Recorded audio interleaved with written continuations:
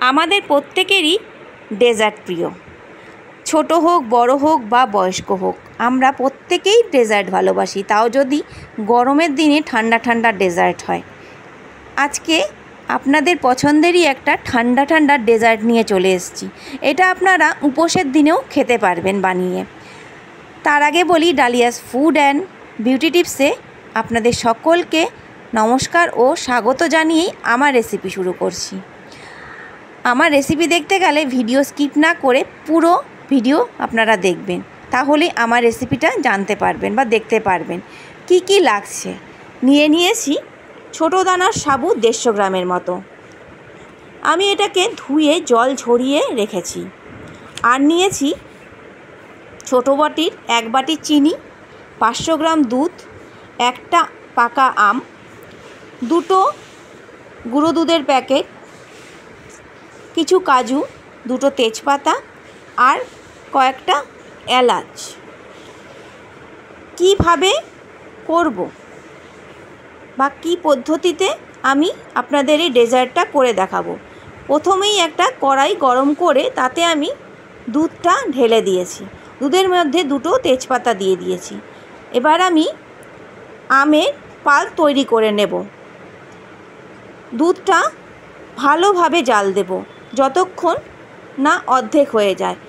আপনারা পারলে এটাকে সিম করে করার চেষ্টা করবেন, তাহলে ডেজার্টটা খেতে আরও টেস্ট হবে, খুব ভালো হবে। আমি দেখুন আস্তে আস্তে এটাকে নাড়ছি। এবার আমি একটা বাটির মধ্যে কিছুটা দুধ নিয়ে নেব, নিয়ে গুঁড়ো দুধগুলো ঢেলে ওটাকে গুলিয়ে রেখে দেব।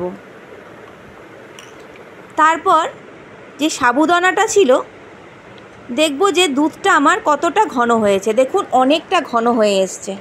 এবার আমি ওই সাবুদানাগুলোকে দিয়ে দেব, দিয়ে আমি ক্রমাগত এটাকে হাতা দিয়ে নাড়তে থাকবো, জমাট যেন না বাঁধে। ভালোভাবে নাড়তে নাড়তে যখন দেখব যে ঘন হয়ে এসছে এবং সাবুদানাগুলো ফুলে গেছে এবং ফুলে উঠেছে, তখন আমি কি করব, চিনিটা যে নিয়েছিলাম সেই চিনিটা ওটার মধ্যে মিশিয়ে দেব।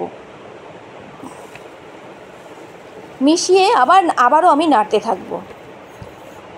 দেখুন পুরো চিনিটাই আমি দিয়ে দিয়েছি। ভালোভাবে আমি নাড়ব। আপনারাও এইভাবেই আপনারা করবেন। দেখুন আমি কিভাবে নাড়ছি, কিভাবে করছি। আমি কিন্তু একদম সিম করেই এই ডেজার্টটা তৈরি করেছি।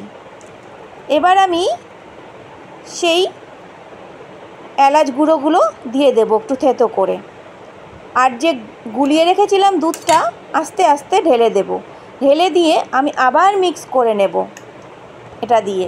এটা দিলে টেস্টটা আরও বেড়ে যাবে। দেখুন আমি গ্যাসের ফ্লেমটা বন্ধ করে দিয়েছি। এবার ঠান্ডা করতে দেব। একটু ঠান্ডা হয়ে গেলে যে পাল্পটা তৈরি করেছিলাম সেই পাল্পটা আস্তে আস্তে মিশিয়ে দেব। আপনারা কিন্তু গরম অবস্থায় পাল্পটা দেবেন না আমের, কেননা দুধটা ফেটে যাওয়ার চান্স থাকে। আমি ঠান্ডা করেই পাল্পটা মেশাবো। দেখুন কিভাবে আমি মেশাচ্ছি। আপনারাও একদমই এই পদ্ধতিতেই আপনারা করবেন। একদম আস্তে আস্তে মেশাবেন এবং যাতে পুরোটা ভালোভাবে মিশে যায় সেটাই আপনারা দেখবেন, যাতে কোনোটা ছাড়া না যায়। দেখুন আমি কি সুন্দরভাবে পুরোটা মিশিয়ে নিয়েছি।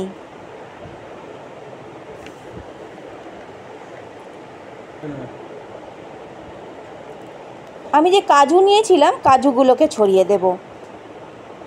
ছড়িয়ে দিয়ে দেখুন আমার এটা ঠান্ডা হয়ে গেছে।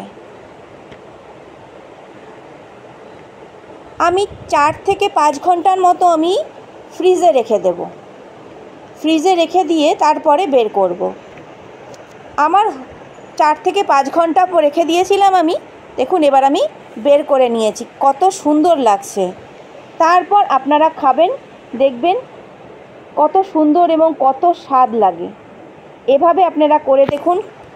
যদি ভালো লাগে ভিডিওটা অবশ্যই আমার চ্যানেলকে সাবস্ক্রাইব করবেন, একটা লাইক করবেন, শেয়ার করবেন, কমেন্ট করবেন। ভালো লাগলে অবশ্যই আমার পাশে থাকবেন ততক্ষণের জন্য।